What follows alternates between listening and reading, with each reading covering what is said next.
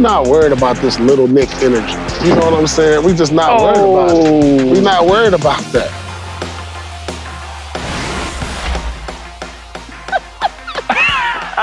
As you just saw, the Celtics are taking the matchup more seriously than Paul is. Do I look worried? This is the look I have like with like, at least I have a tank top on, shorts on, with glasses, but my feet up on the beach. This is what the Celtics feel like right now. Who we got? Oh, we got them? All right, we good, John, we good. Rick, should he be taking the Knicks more seriously? Not until the Knicks give him a reason. I mean, I can understand it. Okay. It's not just that they beat him. They swept him during the regular season and beat him by an average of 17 points. Why are you? No, listen, I'm looking at you. That's just, you're talking, man. Just talk. Don't worry about me. He always does. I ain't even done anything. I'm looking at the man. No, talk. you don't look. Thank you. No, thank you, Joy. No, because you do this all the time. Look, see? That's how you be looking at people. Not that look. Do the other. No, the other look. Yeah. No. It's a natural look. We gotta catch it. We gotta catch it in the wilderness. We won't catch it. Anyway, no, I mean, here's the issue. I think that this series is going to be decided in the trenches. And the Celtics, in spite of arguably having a size disadvantage, out-rebounded the Knicks during the regular season. They outdid them in every category, but including rebounding. Mm-hmm. And I just watched the Knicks team that got out-rebounded in a big way by the Detroit Pistons. So I don't see necessarily a change. The Knicks are going to have to outwork the Boston Celtics in order to have a chance. And considering the depth that the Celtics have and the fact that Drew Holiday is going to be back to start the series, so you now have Drew Holiday, Derek White, Peyton Pritchard, all of those guys to go after Jalen Brunson, who, let's face it, is the heart and soul of that offense in particular. I just don't see a formula or a recipe in which the Knicks can flip. You talk about the little Knick. Big body Brunson. Yeah. Oh, yeah, but like I said the other day. You're on your own. Really? You're on your own. Wow, I know. We're just going to pretend. Yeah, you don't understand. I pretend all the time dealing with Paul. I just look straight ahead. I don't like this. Look, Joy, I'm like this in here. Should Paul take the Knicks more seriously? I feel like I need to emphasize the word. Yep. No. Nick. Yep. No. Knickerbocker. No. Look, he's on to something. Size, in the perimeter. That whole deal, you just can't.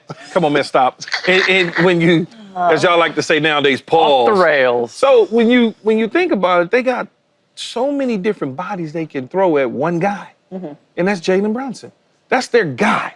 When you can take 4, 5, 6 guys from a defensive standpoint and say, your turn, you're going to make him work even harder. All of a sudden, I got a dude who's 6'1" guarding me. Then I look up, it's a dude who's 6'8" guarding me. Now they done switch back, I got a 6'3" dude guard. Like, it's just too many different bodies that they going to throw at him. Plus, they're the better team the Celtics are. Yeah. You just hate to give Paul all this sugar and love right now because he's got about another month before they get the trophy and put it up, and he's inviting us to the duck boat and all that other mess that they got going on. I hate to have to do this and be a part of it, but the reality of it is, the reality of it is the Knicks don't have a chance.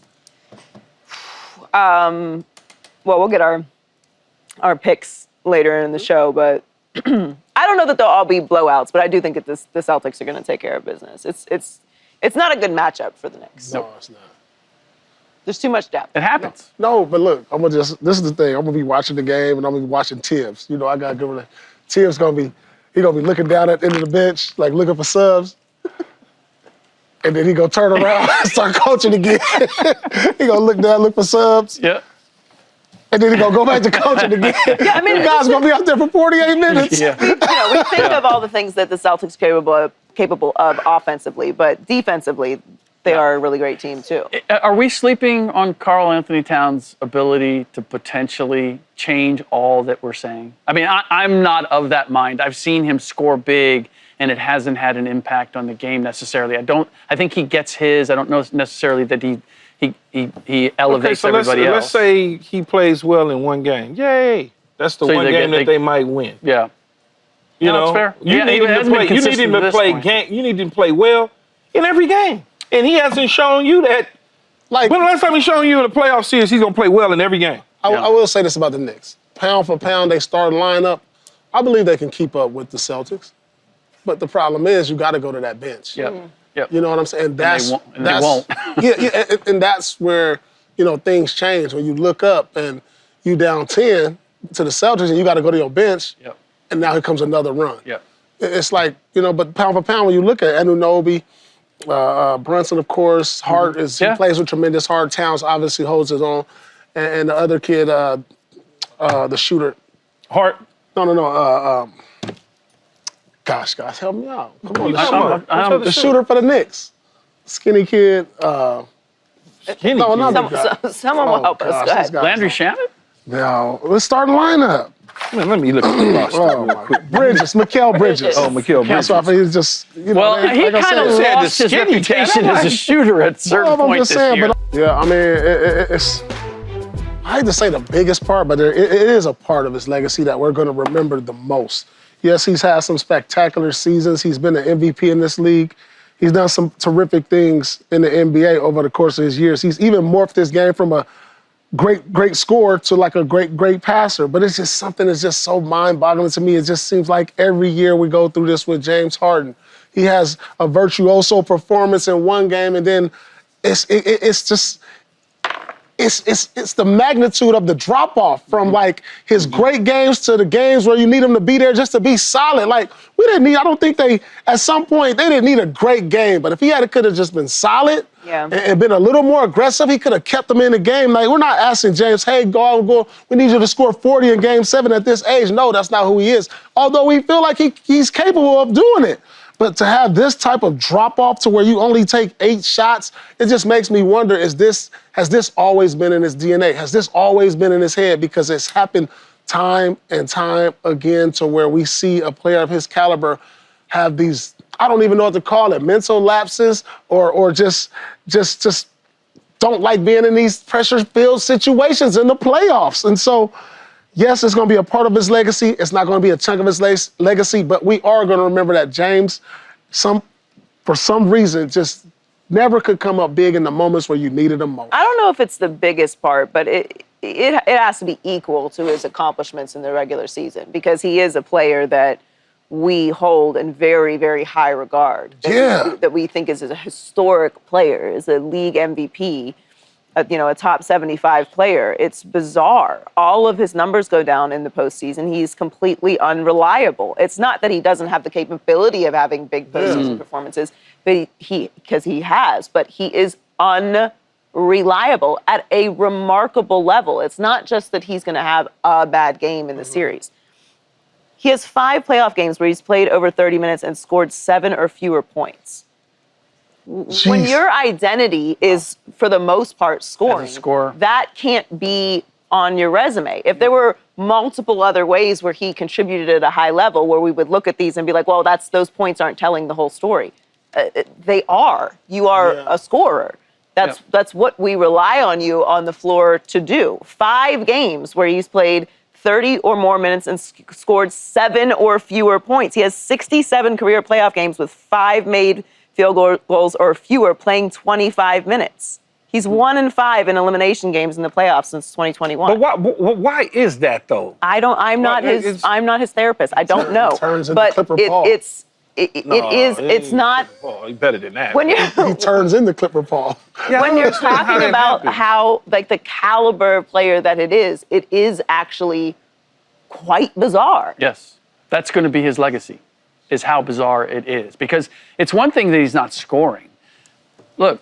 But he only took 9 shots. How you going? I mean, 8 shots. How you gonna score taking 8 shots? That is it. That's it. It's that he but didn't. My question is why? But he didn't try to score. Why?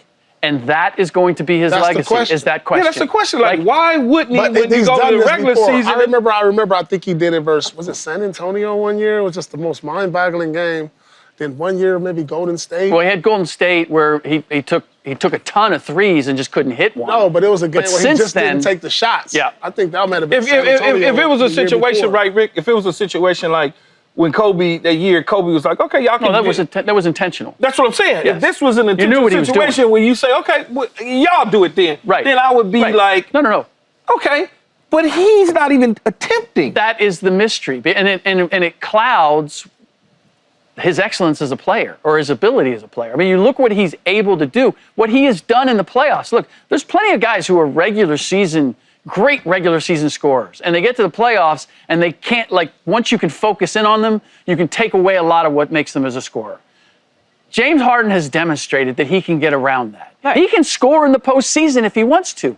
It's the question of why don't you want to in this situation? Why didn't you want to at least go to the wall to beat the Denver Nuggets in a Game 7, especially in looking in light of the fact that who knows if he's, when or if he's ever going to the playoffs again, or he's going to have an opportunity like this again. I mean, I know Ty Lue's probably coaching him and telling him, man, you got to shoot the ball. He's got to be telling him that. He's got to be telling him to be aggressive, stay aggressive. He has to be. Because you charting it, first of all, your assistant coaches is charting it and letting you know as a head coach, James only has 4 shots in the first half. They're telling them something. And then when you look at it, you look up, and he's not taking any shots, although he had 13 assists, but it'd be nice to shoot the basketball as well. If you're an accomplished scorer like James Harden, why does anybody need to tell him to shoot the ball? Well, because maybe he doesn't want to be selfish in a certain situation, and because he doesn't want to be selfish, he starts... This is a Game 7 against a championship team that has the best player on the planet. Man, I'm trying to find an excuse for him, me personally. I'm trying to help you. Do you think that these playoff woes are a big part of his legacy, or the biggest part? Joy is certainly trending in that direction fast. It's moving there real fast. And I think the only thing, unless he wins a championship, which means that he would probably have to get on another team based on them being the Clippers and always clipping, to even be able to get into the arena in a championship situation. I mean, the best chance, I think... It's already there. If he wins, he's not on his way toward us asking this question. But if he wins a championship... that is established. If he retired tomorrow. But he ain't. Okay, if he retired tomorrow. But he ain't. What would his legacy be? Then we would be talking, I'll play your game. If he was going to retire tomorrow, do we say he was one of the biggest chokers we ever seen in the postseason? That's what you would be writing in a column or whatever.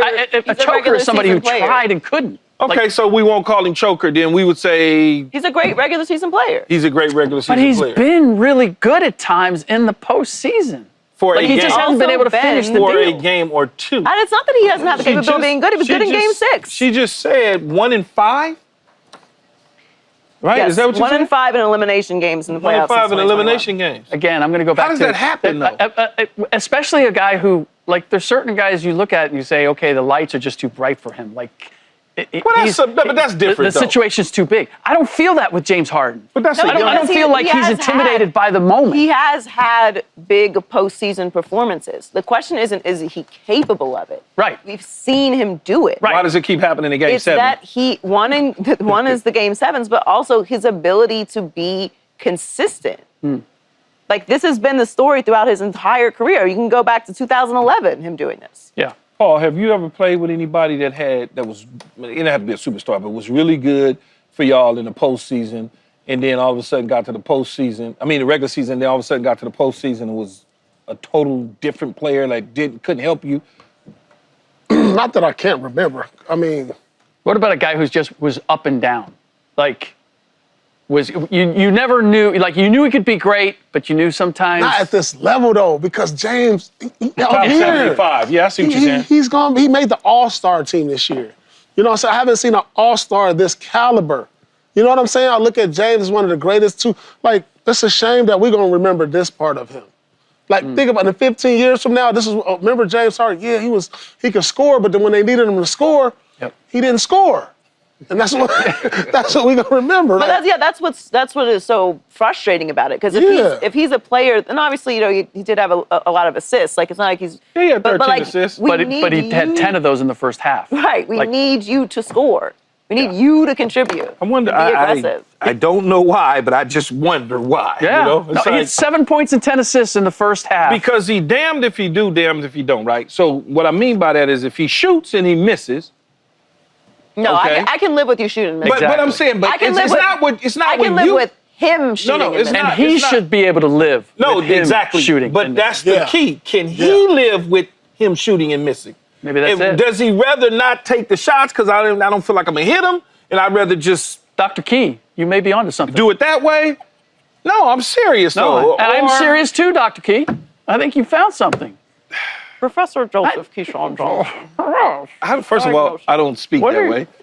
Only when I have to go into my corporate spiel. Then I- Subscribe here to get the latest from Speak, and go watch a few segments from our other shows on FS1.